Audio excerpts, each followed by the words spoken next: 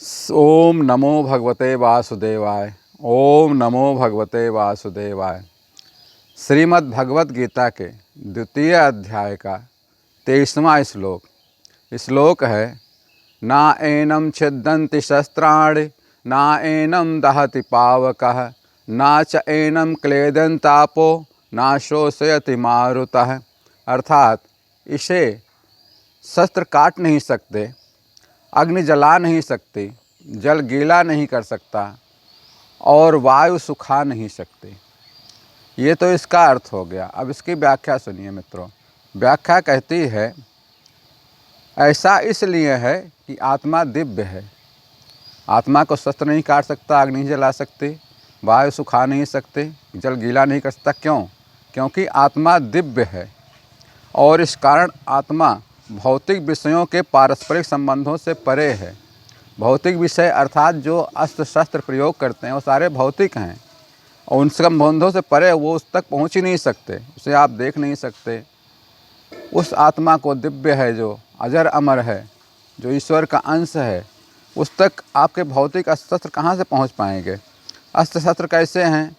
शस्त्र जैसे अग्नि, जल, वायु, शस्त्र, ये सभी दिव्यास्त्र हुआ करते थे जिनका भौतिक रूप में प्रयोग होता था।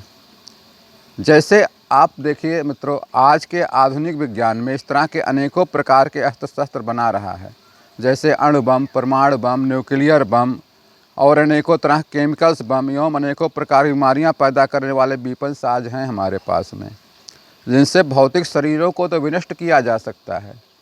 आप बीमारियों के, तमाम तरह की बीमारियों को केमिकल्स छोड़ देते हैं, बीमारियां बहुत सारी पैदा हो जाती हैं, लोग बाग नष्ट हो जाते हैं, बहुत लोग ख़त्म हो जाते हैं। अणु बम, परमाणु बम छोड़ देते हैं, पूरा शहर का शहर साफ हो जाता है। परंतु उनकी आत्माएं तो सबकी रहती हैं, आत्माएं तो कभी खत्म नहीं होती, कहीं और जन्म लेती हैं। परंतु आत्मा कुछ भी हानि नहीं पहुंचा सकता, क्योंकि आत्मा हर प्रकार के अस्त्र शस्त्रों की पहुंच से बाहर है।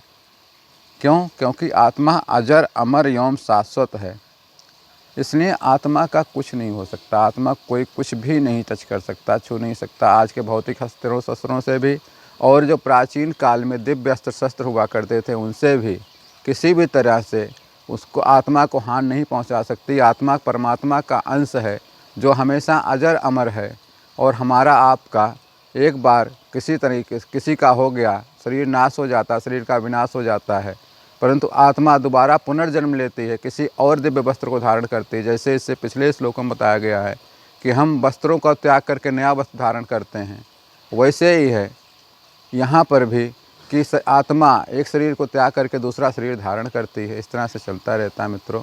इस श्लोक की इतना ही, इसके आगे कल फिर मिलेंगे। तब तक के लिए श्री कृष्ण शरणम मम, श्री कृष्ण शरणम मम।